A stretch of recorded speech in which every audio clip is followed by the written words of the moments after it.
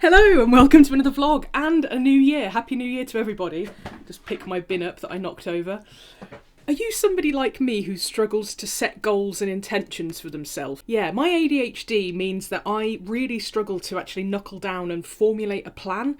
But in the times that I have been able to do that in my life, which are few and far between the more adult I get, I find that life goes a lot better and I find that I achieve a lot more in general. I perpetually struggle to write lists. I always want to write a list. I'm quite good at keeping it in my head, but obviously things get forgotten and things get tangled and things get overwhelmed and, you get frustrated with yourself. But I find if I can actually be bothered to sit down and write it all out, I actually then can see exactly everything I'm trying to achieve and recognise that actually it's rather a lot.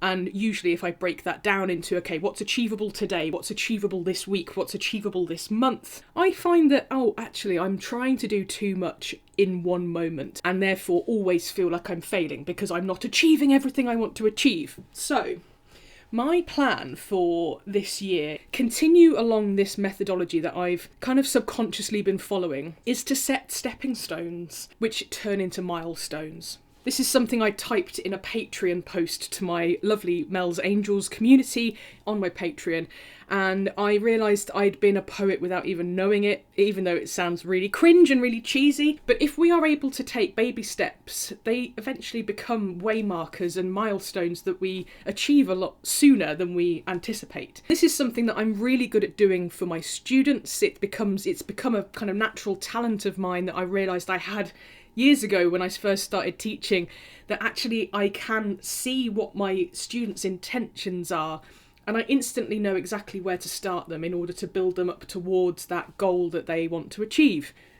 I'm not very good at doing it for myself. Any long-term subscribers to my YouTube channel will be very aware that I have set myself numerous goals and achievements projects over the years, and it's just become, I feel it's become a bit of a joke, but I don't think it has, because each of those projects has become something that has got me a step further, or a few steps further. I have gone back to the strategies that I laid down just to really try to focus on the things that I'm not doing in my life, in my music, in my business. What are the things that I'm avoiding and how can I strategically, gently, something that I'm not very good at doing, actually start working towards those things that I really do want to achieve. Talking about a plan, if I'd have actually sat down and planned this vlog properly, I would have been able to say this earlier when it was light outside, but now I'm editing it back and I forgot to say that this idea of goal setting and my idea of wanting to demonstrate my journey with it is listening back to Lucas's episode of the podcast, which went live last week. Hopefully you've listened to it. If you haven't, check it out. It's on Spotify, it's on Apple Podcasts, it's on YouTube as well, the last video I uploaded. He was on about a will of destination and wanting to always sort of thinking about what we want to achieve and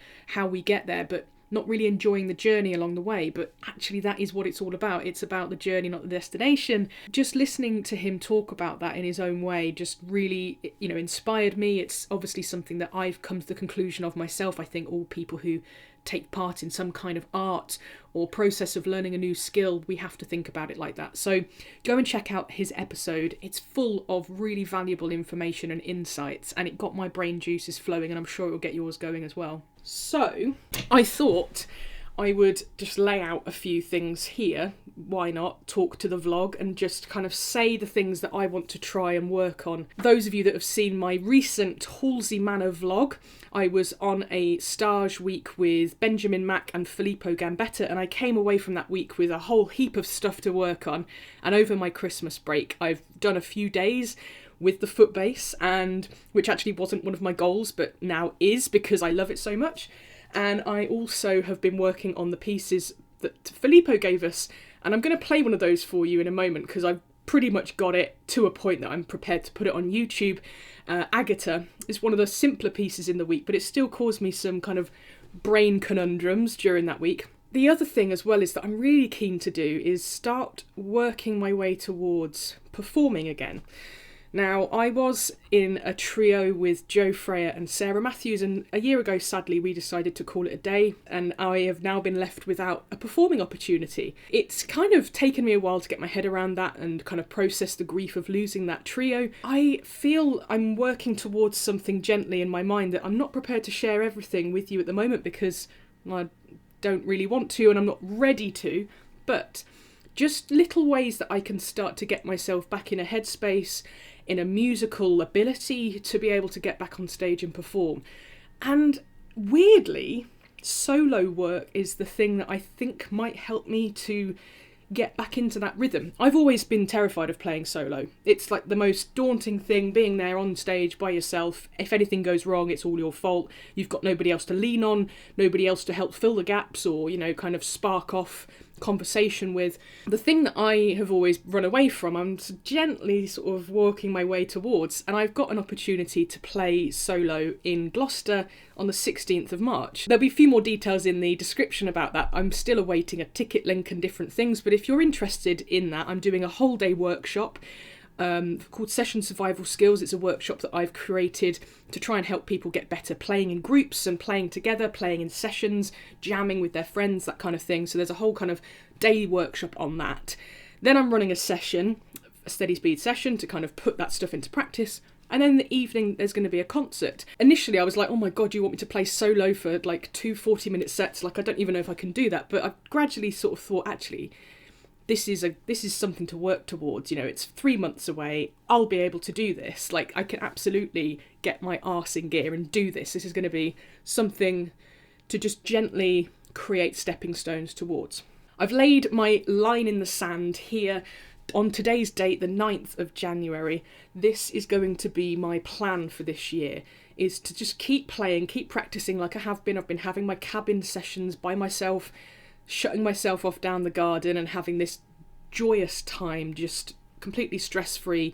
I don't look at the clock. It usually racks up to about 3 or 4 hours of me just playing once a week. There's sometimes more, there's sometimes less, but that once a week dedicated practice time has improved my skills no end. So yeah, that is where I'm going this year. The other thing is my guest tutor series on Patreon. I have created this wonderful community, Mel's Angels, on my Patreon. It's a membership club, but it's so much more than that. It's become this massive resource of learning resources for Melodeon, for folk music. On the back of all of that work, I have started my guest tutor series for this year. You've probably heard me mention it already. There's a podcast as well as the tutorial Melinars that will be going on Patreon. So one of the Melinars will be on how to set realistic goals for yourself and how to actually work towards doing things that you want to do in your playing. We've all maybe got to a point in life, in business or whatever you do for work, and you've probably had managerial sessions or goal setting sessions. It's something that we've all had at one point in life, and it's like trying on clothes or trying on shoes. It's like, oh, this doesn't quite fit, and I like to try and work through a variety of different wardrobes to try and help people recognise that if one thing doesn't work for you, maybe try this, maybe try this. It's probably just my ADHD brain, because that's the way I've gone through life, is right, I'll buy a new notebook, or I'll buy this type of diary, or I'll sign up to this particular app that's going to help me get my life on track. I've tried lots of different things over the years, and actually the simplest things I've found are the things that work the best. So if you're interested in working with me, working with my community, there's going to be an interactive Melinar tutorial with me at the end of January. You can sign up for that as little as £10 a month. There's all sorts of different membership tiers, though. You can sign up for £3, you can sign up for £5 and get my podcast. You can sign up for £20 if you want to and get a 1 hour lesson with me every 5 months. There's all sorts of options, so do go and check out my Patreon. The link is downstairs in the description, and you can see all of the free content that's there as well as the paid membership stuff when you sign up. Now, I've slightly exhausted myself there with being quite on it. I want to share this tune with you because it's something that's quite new. The reason that I started building on my YouTube channel a few years ago, I started doing regular videos, was to try and get over this perfectionist thing that I am afflicted with. And I know a lot of people are. It's like, I can't put this out there, I can't go and do this thing because I'm not good at it yet. I'm not good yet. We're good enough now, so... This is my version of Filippo Gambetta's Agata in the version that I am currently playing it. I can't quite get it to the pace that I'd like to, but I am going to play it nice and steadily, because one of the things I'd like to work on more, because it's a thing that I just want in my music, not necessarily because I want to be performing it or putting it out there in the world, but because I just want it for me to begin with, is playing in doubles or playing in harmony. So I do play right-hand chords, that's an accompaniment technique, but actually playing with bits of harmony as a second voice to the tune, it's not something I do much of. Filippo has written into this tune that there is a sort of variation in the second repeat, that we end up with these lovely harmonies.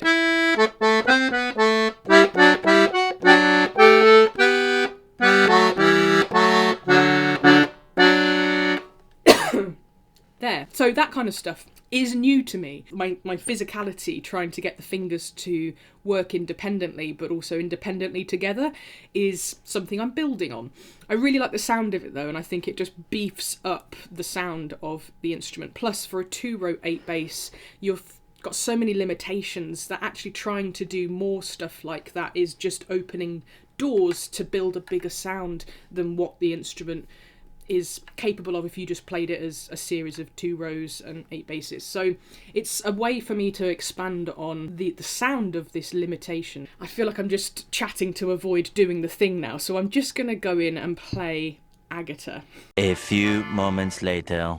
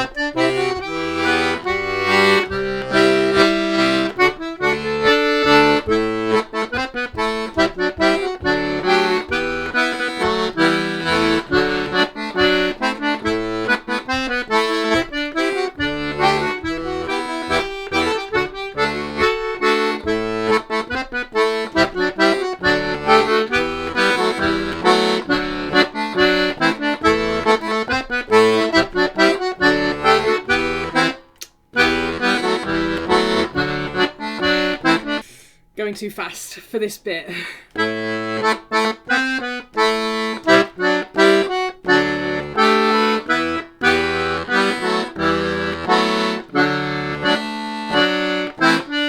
As you can see, work in progress. The big tip to take away from that is, even though most of that is easy, most of that is single note work, play it at the speed that your double note work needs, or play it at the speed that your hard bit needs, whatever it might be. So the bit that's easy, play it slowly. That will be a challenge, but play it slow enough so that when they get to the hard bit, you don't need to be changing the speed, because that's a really bad habit to get into. So top tip of the day is to play at the speed that your hard bits need, and that will massively improve your overall control, your overall rhythm and technique of controlling all of that stuff that we need to be able to control as musicians. There we go, guys. That's my declaration to you guys on YouTube, to the world, whoever watches my videos. Like and subscribe. Comment down below with your misdemeanors, use me as an agony aunt in that sense. Sign up to my Patreon for the guest tutor series. This month we've got the wonderful Hartwin Dorr joining us, doing How to Write Your First Tune. He's a wonderful composer, so I'm really excited to see his process into all of that. And my Melinar on goal setting, or just having intentions, how to know how to improve, how to set your compass north and that kind of stuff. All sorts of gentle techniques, nothing to bash you over the head with, because honestly, who wants that in life? Life is hard enough, and this is meant to be fun at the end of the day. But if you have the intention to get better, joining my Patreon would be a really good idea for you. It's a supportive community, it's interactive with me. I've been teaching now for over 14 years. It would be lovely to meet you over there, and honestly, the guest tutors alone will be enough to draw you in. But the fact that you get access to the back archive, which has been growing now since March 2020, and it's all lovely categoried up into chords and rhythm and all sorts of different things. So depending on what you want to learn, you'll be able to navigate to the sections that make sense for you. Keep doing all the wonderful things that you're doing, and liking, subscribing to this channel. It's completely free. It really helps me out. I'm trying to get to 2,000 subscribers. We're about 50 people off that at the moment, so hopefully this video going out with me asking very politely to click that big red subscribe button. Massive thanks if you have already. I'll see you in the next vlog. Not entirely sure what that will be yet. Definitely going to keep working on Agata. Definitely going to keep working on the foot bass, because I think there's a nice combo at looking at the way Benjamin Mack played this with Filippo at Halsway. I'd quite like to get the foot bass going with this piece. And then, yeah, we'll see what else comes along. In the meantime, take care, happy playing, and I'll see you on the next vlog. Cheers, guys. Bye.